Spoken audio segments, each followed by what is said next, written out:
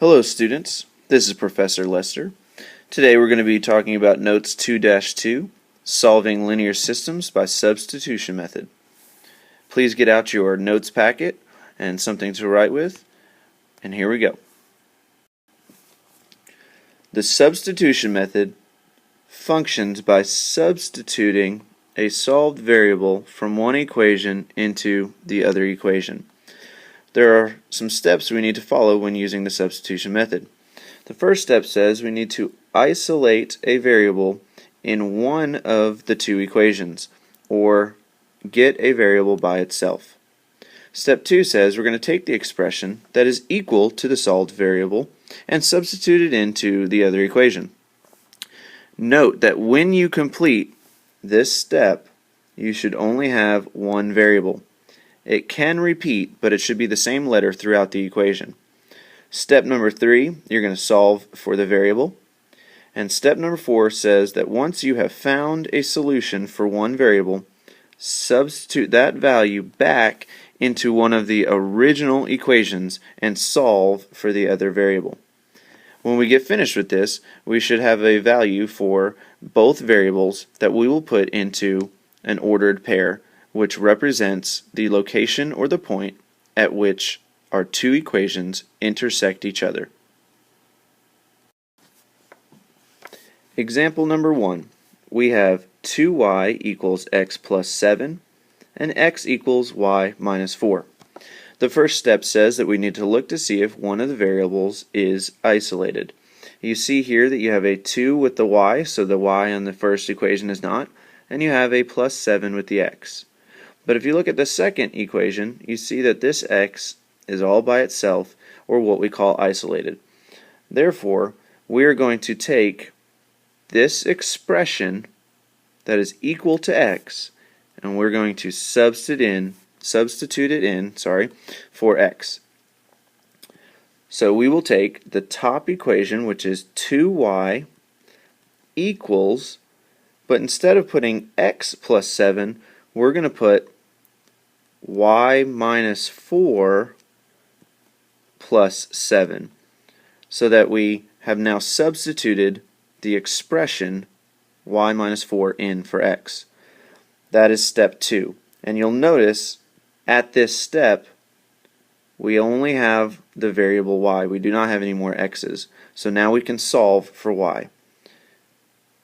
When we solve for y, we first look to see if there's the distributive property.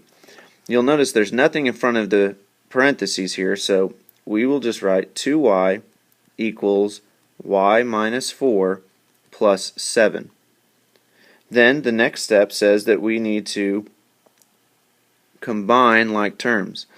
We have a negative 4 plus 7, so negative 4 plus 7 will give us a positive 3. Then just bring down this y and bring down this 2y. The next step says that we need to get all the variables on the same side. Well, you see on the left hand side we have a 2y, and on the right we have a y. Well, we can put a 1 in front of that y, and we see positive 1y, so we will subtract 1y, so they will cancel out, and move that y over here.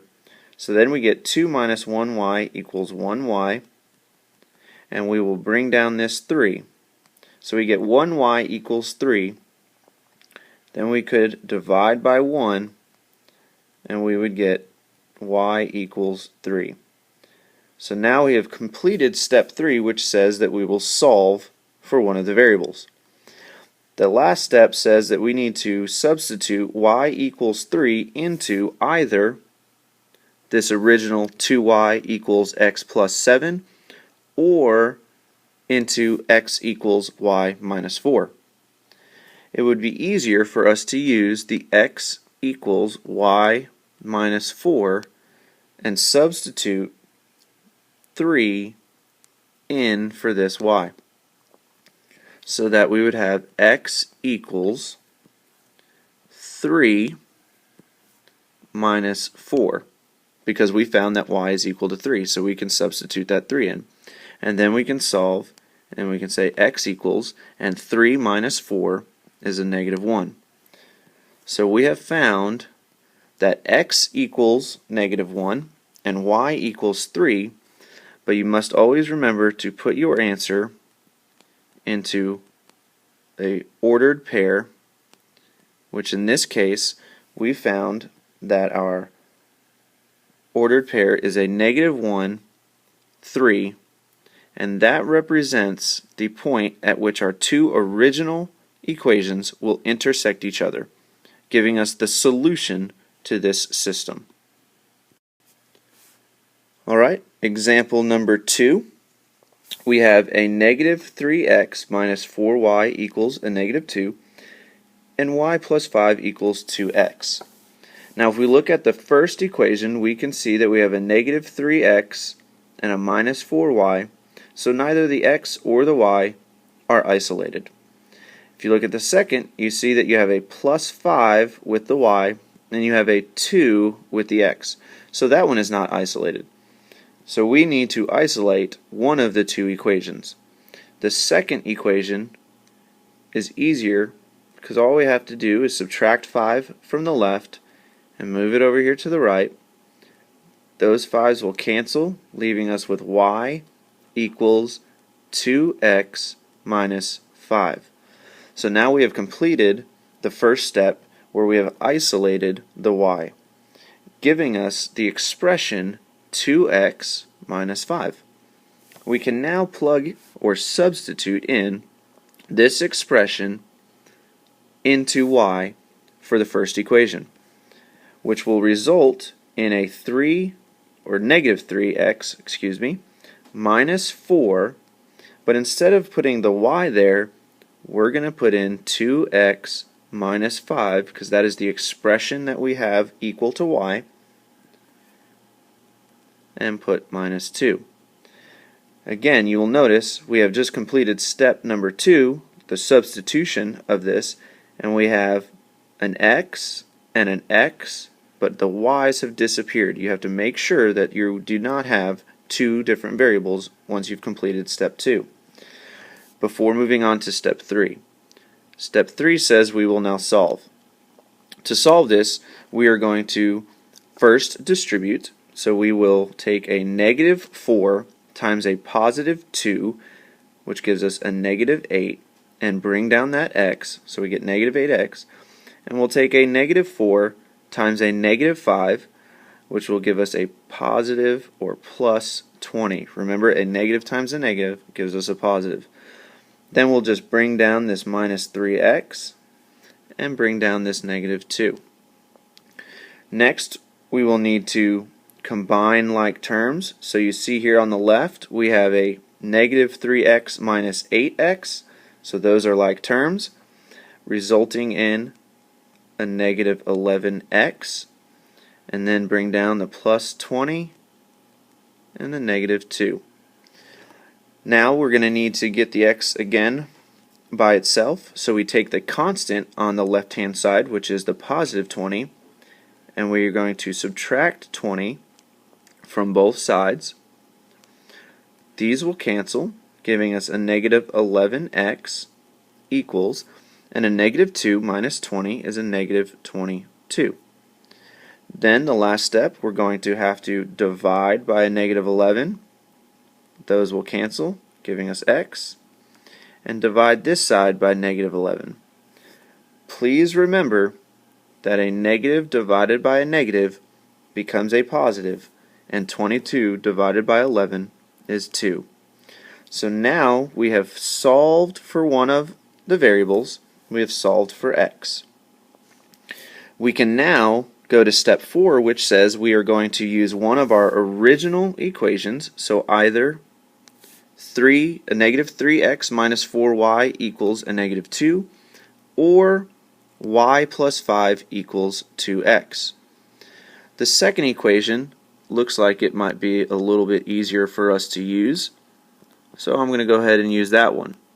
Now please note, I could use the top equation and it should still work, but we're going to use y plus 5 equals 2x, and we're going to take x equals 2 and substitute it in for x, so that we would now have y plus 5 equals 2, but instead of putting an x there, I'm going to put the number 2 because we just said x equals 2.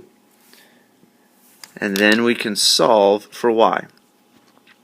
2 times 2 will give us 4. Bring down your y plus 5. Then you will subtract 5 from both sides, canceling those out, leaving you with y equals, and 4 minus 5 is a negative 1. Okay? Now please make sure you do not leave your answer like this. Your answer needs to always be in ordered pairs. So we put our x value first, which is 2, and we put our y value next, which is a negative 1.